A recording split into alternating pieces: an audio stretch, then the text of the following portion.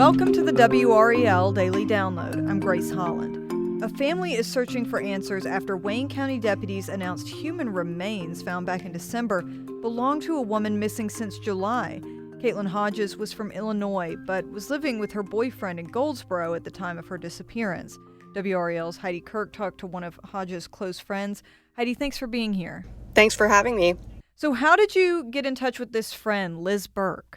Well, Grace, so often when we cover missing people, there tends to be an outpouring of support on social media. And that is exactly what we have seen this entire case for Caitlin Hodges. And so I went to social media this morning and just saw so many posts on Facebook, on X, on Instagram. The list goes on and on. People really speaking out and just talking about who she was. And so I started to go through some of those posts and just see who I could talk to about her, try to understand a little bit about who she was, other than just being, this missing person that we don't know anything about. And I got in contact actually with her sister. And, we had a short conversation on the phone via text, just talking a little bit about who her sister was. And at that point, I was looking for someone to kind of help tell her story, obviously, on TV. And she said everyone in her family is just so distraught. They were not in a position to do that. And so her sister is actually the one who connected me with Liz. And, we hopped on a Zoom call. Liz is actually local to North Carolina, based in the Charlotte area. But of course, us being based out of Raleigh, I had to do a Zoom call with her. But that's how we initially got in contact. Okay, yeah, and certainly understandable that Caitlin's family is still, grieving, going through all of this, still processing. So when you talked to Liz and also, her sister on the phone, who did you learn that Caitlin Hodges was?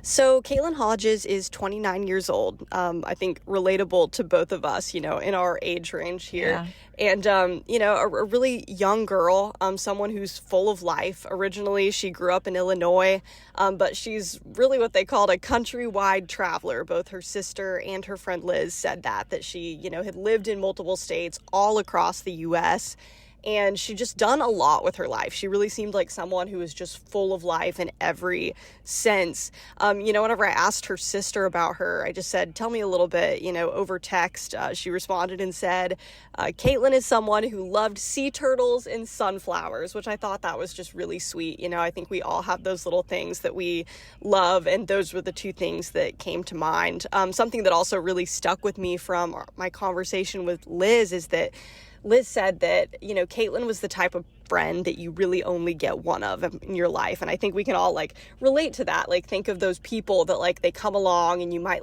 initially connect with them and they just become such an important part of your life. And at least for Liz, that is who Caitlin was. She was someone that she originally connected with in California when they moved there, and they've just stayed in contact over the years, even though they haven't lived in the same state since. Kate was awesome. Kate is just that type of person that I think a lot of people found a friend in, someone that they were almost searching for ever. You could find that in Kate. Really just seemingly this wonderful person, someone who's really magnetic and just drew people in every single room that she was a part of.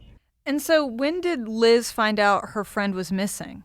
So she got word from Goldsboro police after they, got that report back in July of last year. She obviously is very well connected with Caitlin's family on social media and herself on social media. And, just kind of generally started to notice, she's posting less. And, then obviously police were being very vocal on social media. And she initially, got word of that. And she said the first thing that she did was start to kind of launch her own investigation. And I can imagine being in the same situation, just wanting to know where your friend went. So she said she was, starting to connect with some of the people that she knew were in Caitlin's lives, locally here in Goldsboro, in the state of North Carolina and beyond that. And so, she found out in July, and then, we're only a few months away from July, so it's almost been an entire year that she's been just wondering about her friend, and really just starting to grieve her loss as soon as she realized that it was likely that she would not be coming home. Let's take a quick break right there, and we'll talk more about this investigation when we come back.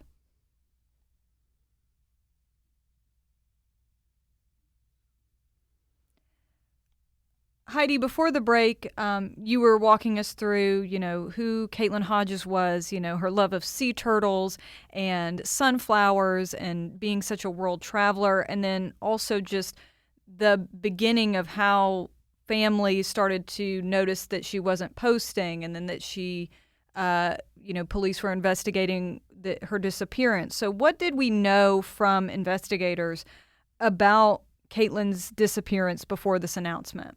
So it's really interesting, as a reporter, I'm very plugged into these types of things. And, most of what I saw was via social media, her friends and her family, local organizations that help find missing people, really taking to social media and just posting about her. That's one of the best ways that we found to, find someone, is just getting the word out as much as you can. So I've been following that now for a few months, reaching out to Goldsboro police, who were kind of leading that missing persons investigation.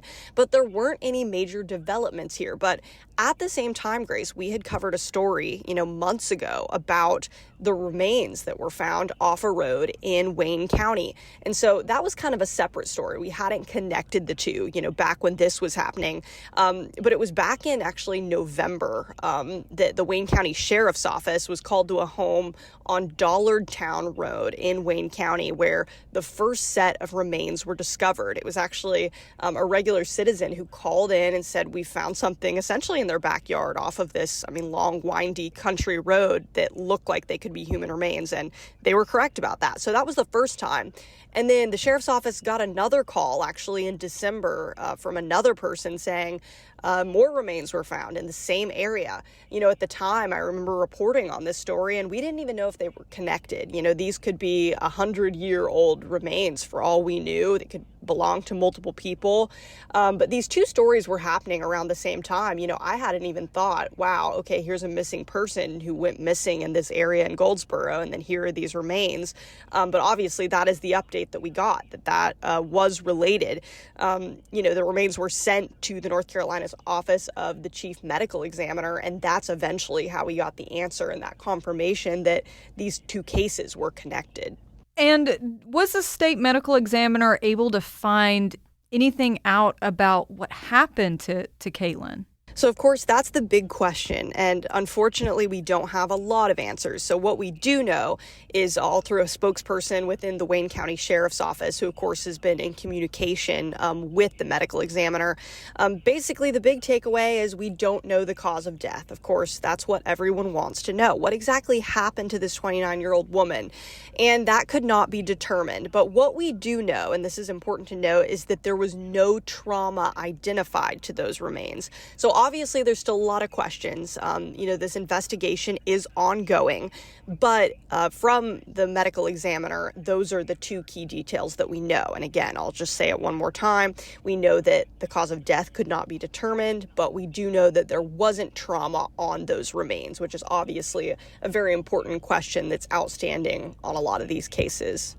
And so where does this case stand now, and how is Caitlyn's friends and family reacting to all of this? Well, I wish that we had more answers here. And I just kind of mentioned that. Unfortunately, this case kind of is at a standstill, as far as we know. There's a lot of work being done behind the scenes. I was in contact with the Wayne County Sheriff's Office today. They say this investigation is very active, and their big plea to pretty much everyone across this community and beyond is, if you know anything, come forward. We asked them a lot of questions today. I sent them a long list of, everything to, are there persons of interest in this case? What exactly does the investigation look like? And they essentially got back with us and said, we can't share much more. I'm sure that they have their reasons for that. And of course, we respected that. It's something that we'll continue to follow up on. But at this time, it's just an investigation. They're looking into it. They're trying to figure it out. And as far as how family and friends are reacting, Liz, I think, said it best. She said, we want justice in this case, whether That is just finding out if there was some wrongdoing here, whether it's finding out if there was some sort of accident. They want to know what happened to their loved one. And, I didn't necessarily ask that question to the family. Of course, they're going through the grieving process right now, but I would say they probably would say the same thing. I think everyone wants to be able to put this case to rest, and hopefully that investigation will uncover it. So again, we're going to keep, up with the sheriff's office and trying to find out if there have been any developments, and I'm sure the family and friends will be doing the same. Yeah. Okay. Well, thank you so much, Heidi, and we hope that they're able to get answers at some point. And thank you for listening to the WRAL Daily Download and for making us part of your morning routine. Another great way to get WRAL news is the Morning Briefing newsletter. That's a daily email with Triangle news, events, and headlines to help you get ready for the day. Sign up at WRAL.com/newsletter.